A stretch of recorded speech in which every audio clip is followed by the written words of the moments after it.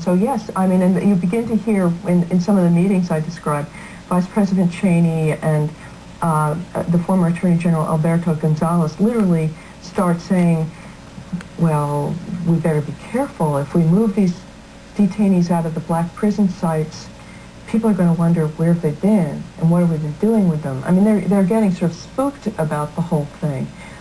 So yes, I think they're worried, and I think they have to defend this at this point because they're up to their eyeballs in it. So they have to say it worked and it was necessary. Would that explain why the present Attorney General Mukasey recently made a speech saying that Congress, not the courts, should define how the detainees can appeal their cases, turning it into a political rather than a legal issue? Well, I guess, I mean, the thing is, the courts, in my view anyway, have been terrific in standing up for the rule of law in this country and for American ideals as we've known them since the founding of the country. And the congressmen tend to be have a little less spine, especially as we approach an election, which we are. So if you put this issue in Congress now as we're facing an election, it's going to be demagogued, and I think there's some sense that a lot of people know that. Some observers, like the lawyer Glenn Greenwald, say that what Congress is doing, and this is a direct quote, is to immunize the administration's law-breaking and retroactively protect it. What would be the impact of that? I think that there's been a lot more discussion recently about whether or not President Bush might issue blanket pardons of some sort retroactively to anybody involved in this program, and that is the program of detention and interrogation. And I think it might happen. There have been blanket pardons before. I'm not sure. Again, I don't know where the American public really is on these issues. Nobody ever asked the American public, do you want to start torturing people? It happened in secret. Now, but the American public did want to be protected from a second strike after 9/11.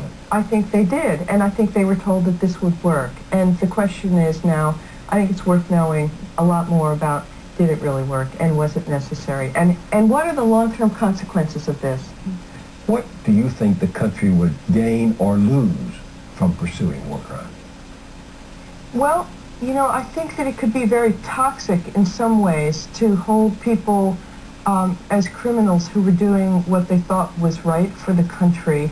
But at the same time, I have to say, I think that we need accountability in this country in order to make sure that people abide by the laws. And I can tell you, when I interview people at the CIA, a number of people said that they didn't want to get involved in this because they thought there'd be criminal repercussions. So if there never are any criminal repercussions... And Dick Cheney and John Yoo and David Addington and all of the participants in these decisions would have done the sort of unthinkable things you describe in here before 9/11? Well, I think the panic certainly unleashed them. And it's not that I think they were sitting there saying, I can't wait to torture people. What I do think, though, is that there was a long-festering political agenda, which was to gut international law.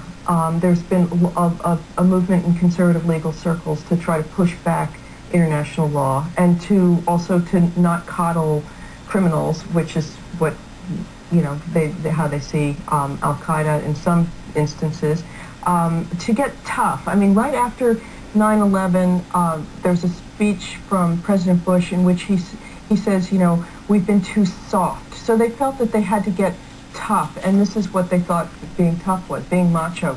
And I think the Bush administration really thought, okay, we'll take this shortcut, and we got to do it. And so they did it. And in the face of this, why is Congress so pliant? Well, I think politically this is not a winning issue to look like you're standing up for terrorists, and it's really not about standing up for terrorists. And that's why I have to say I admired a statement from John McCain where he said, it's not about them, it's about us, and it's about our country. You don't want to imitate the terrorists. We're better than that. The Dark Side, the inside story of how the war on terror turned into a war on American ideals. Jane Moyer, thank you very much for the book and for being here. Glad to be with you. All of these didn't tell me. No. said, "Don't you come my arms up?" And he was medical for a long time. He doesn't know anything about it. No, I mean, they look like they're doing well to me. You know, I'm not a doctor, but I think you're getting good medical care. No, I'm not. You're not either.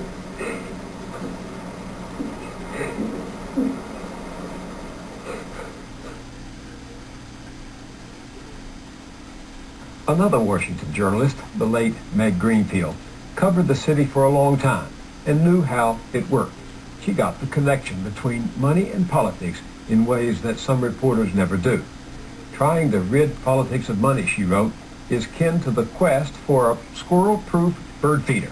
No matter how clever and ingenious the design, the squirrels are always one mouthful ahead of you. Those squirrels came to mind last week when we reported on the bailout of Fannie Mae and Freddie Mac. The two mortgage giants survived scandal and crisis over the years by spending nearly $200 million on lobbying and campaign contributions. We posted on our websiters help Fannie and Freddie stave off scrutiny and avoid taxes even as their top executives pull down multi-million-dollar paychecks. The New York Times also reported bluntly that their rapid expansion was at least in part the result of artful lobbying. What a lovely term, artful lobbying. In other words, a better bird feeder built by the squirrels themselves. For more on money and politics, let's go now to a man who saw firsthand how the city's money chase has crippled and corrupted Washington.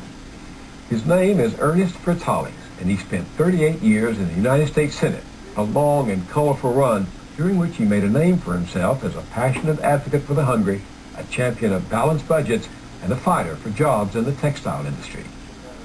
He called it quits 4 years ago and went home to South Carolina, but he was back in town recently to see old friends and sign his new book, Making Government Work.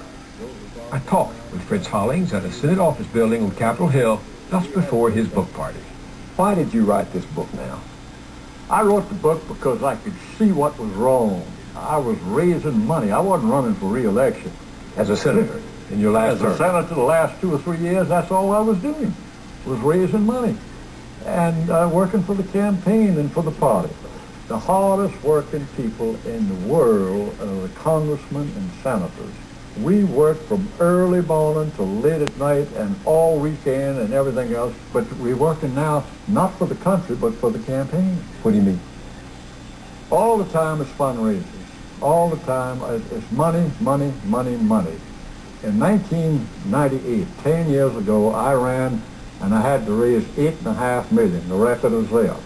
$8.5 million is $30,000 a week, every week for 6 years, each and every week for 6 years. Dick Russell of Georgia, he said, now a senator is given a 6-year term rather than a 2-year term. He's given 6 years, the first 2 years to be a statesman, then the second 2 years to be a politician, his last 2 years as demagogue. we use all 6 years to raise money. That's why I wrote the book, to try to get the government off its fanny and cut out all the politics and let's work for the country. What do you mean it's not working? You say you can't get anything done in Washington anymore. What's not getting done? Legislation, anything meaningful. They fill up the tree, both sides. There's nothing wrong with Harry, Reid, or Mitch McConnell. They're darn good leaders, and they're doing what the senators want done. And they're all smart senators, and they're all responsible people. But they're playing the game, and the media hadn't exposed. That's why I wrote it. I'm trying to expose. The game? What's the game? The game is money. I got to get the money.